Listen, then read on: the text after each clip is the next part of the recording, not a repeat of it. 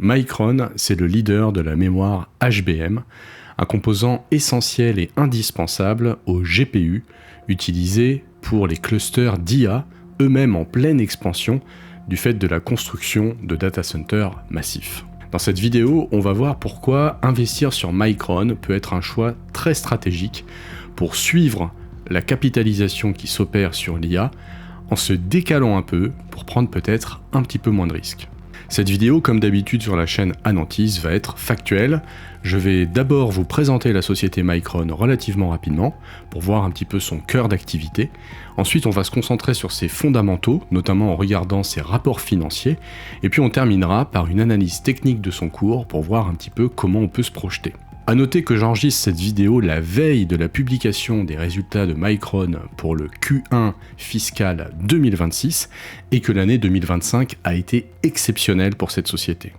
Alors là, on a le site de Micron sous les yeux et vous voyez que dès l'arrivée sur la page d'accueil, on nous dit que Micron, c'est ce qui propulse la révolution de l'IA. Donc ça, c'est vraiment maintenant leur baseline et on va voir que c'est quelque chose de nouveau. Cette baseline, en fait, a été introduite cette année, en 2025. Il y a eu un véritable pivot qui s'est opéré et vous allez voir que ça crève les yeux quand on regarde les rapports financiers. Tout le narratif de Micron sur son site désormais gravite autour de l'IA. Voilà, notre technologie rend l'intelligence artificielle possible. Découvrez pourquoi la mémoire et le stockage de Micron, qui sont les meilleurs du marché, sont la fondation de l'intelligence artificielle. Donc ils se positionnent vraiment comme un élément fondamental des clusters en réalité qui font tourner les grands modèles de langage. Voilà, donc ici, je vous ai pris one-pager, entre guillemets, officiel de Micron sur son produit qui s'appelle HBM3E, qui est en fait vraiment la mémoire phare qu'on va adosser au GPU. C'est une mémoire qu'on empile et qu'on greffe littéralement au GPU pour lui donner la bande passante la plus rapide possible d'accès à la mémoire. HBM, ça veut dire High Bandwidth Memory, c'est vraiment un type de mémoire spécifiquement conçu pour ce type de puce. Et en plus, voilà, on nous dit que c'est la meilleure HBM du marché, avec 50% de capacité supplémentaire, 50% de bande passante supplémentaire, et une performance par rapport au watt consommé de 2,5 fois supérieure à la concurrence. Donc le leader du HBM, et ça c'est vraiment le produit qui est vraiment intéressant à voir parce que dès qu'on parle d'accroissement de data center d'IA avec des commandes de GPU qui explosent, et ben dites-vous que pour chaque GPU qu'on va avoir, il y aura un petit bloc HBM qui va venir à côté, et plus on va avoir des nouvelles générations de GPU, plus ça va être le cas parce que les besoins en mémoire ne font que grandir. Déjà, d'un point de vue macroscopique, on voit que c'est une société bénéficiaire. Elle fait ici 37 milliards de chiffre d'affaires pour 8 milliards et demi de bénéfices sur le dernier rapport. Et on a un PER à 34 à l'heure où j'enregistre cette vidéo. Donc son PER autour de 30, on voit finalement quand on compare à son secteur qu'il n'est pas si délirant que ça. À titre de comparaison, vous avez ARM qui est à 167 de PER, ce qui est complètement délirant. AMD à 109, Qualcomm à 34, de mémoire Nvidia autour de 50. Et Broadcom était autour de 80. Donc vous voyez que finalement, Micron, dans ce secteur-là, il a un des PER les plus faibles. On voit que la moyenne des sociétés similaires est plutôt autour de 86 de PER. Donc ça, c'est un indicateur, moi je trouve, où on peut se dire que même si 30 fois les bénéfices, c'est déjà cher, mais par rapport au secteur et par rapport à la tendance conjoncturelle autour de l'IA et de la croissance des data centers d'IA, c'est une société qui finalement a une marge de sécurité beaucoup plus importante que tous les autres leaders du moment. Alors ce qui est aussi intéressant de regarder, et on va voir dans un instant le détail qui explique tout ça, c'est qu'il y a un véritable retournement positif qui a eu lieu cette année, en 2025. J'enregistre cette vidéo en décembre 2025. Si on s'intéresse à la marge, vous voyez que la marge nette en 2024 était à 3%, donc en fait l'entreprise avait perdu de l'argent en 2023, avait eu un résultat négatif. Elle a redressé la barre en 2024 avec 3% de marge, mais ce qui s'est passé en 2025, c'est que la marge a explosé. On est passé à presque 23% de marge Donc vraiment un retournement positif majeur. Alors justement, si on regarde un petit peu ce qui compose les revenus de la société sur 2025, on s'aperçoit de quelque chose de très intéressant. Vous voyez ici, vous avez le détail des business units, des lignes de revenus de l'entreprise, et il y a eu un pivot majeur en 2025. Vous voyez par exemple tout ce qui est compute et networking, voilà, donc le calcul et le réseau, la mémoire pour mobile, la mémoire embarquée, le stockage, toutes ces lignes-là ont disparu de l'année 2025.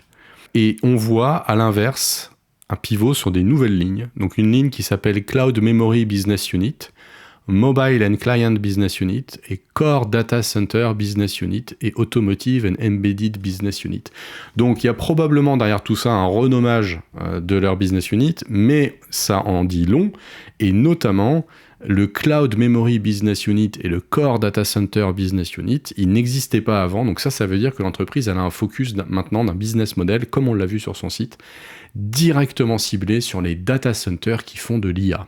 Et ça, évidemment, il y a des perspectives phénoménales. Je vous renvoie à la vidéo que j'ai fait sur Nvidia et sur son business model et sur peut-être la fin d'une croissance explosive, où je parle des projets de construction de data centers pharaoniques qui ont lieu en ce moment. Je vous renvoie à l'exemple du data center Hyperion de Meta, qui doit être terminé d'être construit d'ici 2030 et qui consommera, une fois qu'il sera terminé, l'équivalent de la puissance électrique de 5 réacteurs nucléaires. Il fait quasiment la taille de Manhattan, ce data center, et imaginez qu'à l'intérieur, il y a des GPU partout pour faire tourner des modèles de langage phénoménaux. Donc ça, c'est la perspective qu'on a jusqu'à 2030, et pour chacun de ces GPU, dites-vous qu'il va y avoir de la mémoire HBM qui va y être adossée, et Micron, c'est le leader de cette mémoire-là, et détail qui n'est pas des moindres, c'est la seule société basée aux États-Unis qui fabrique ce type de mémoire. Et sous une gouvernance Trump avec des taxes de droits de douane énormes, forcément c'est un avantage concurrentiel énorme pour eux. D'ailleurs, ils le disent dans leur publication de leur dernier résultat. Là, on a les derniers résultats du trimestre Q4 fiscal 2025, et vous voyez dans la petite note qu'ils ont mis dans la press release, en 2025, nous avons battu nos records historiques pour notre business unit du data center, et nous démarrons l'année fiscale 2026 avec un momentum très fort et notre portefeuille client le plus compétitif à date. Mais regardez la phrase qui suit.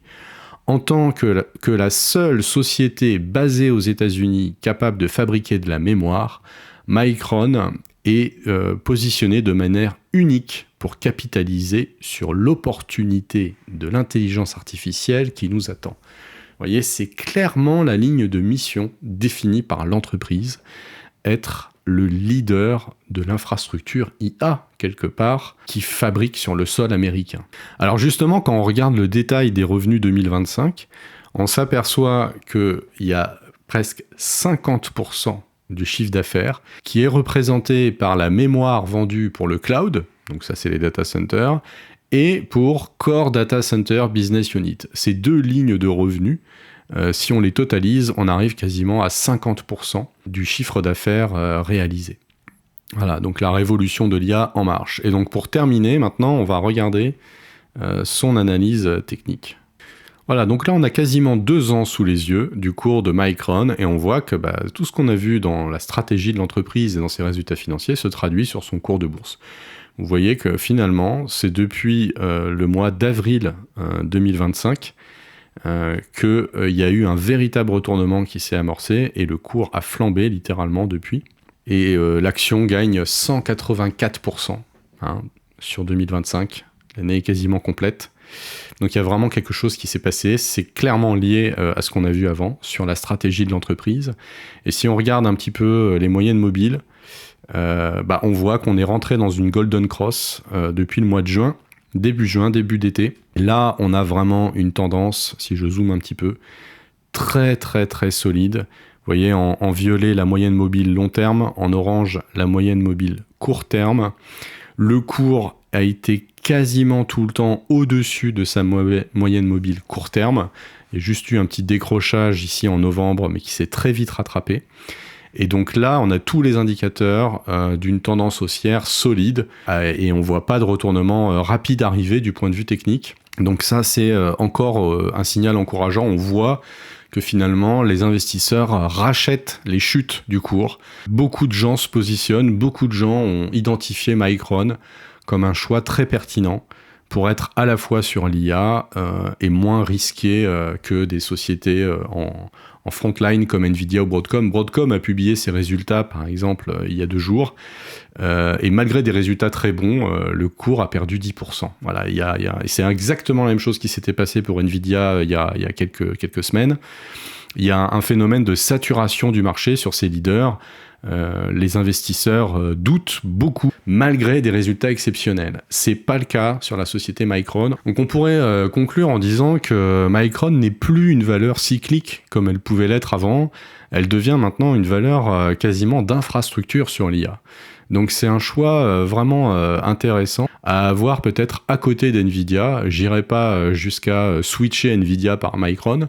NVIDIA, pour plein de raisons, reste une valeur hyper puissante et hyper intéressante à avoir en portefeuille.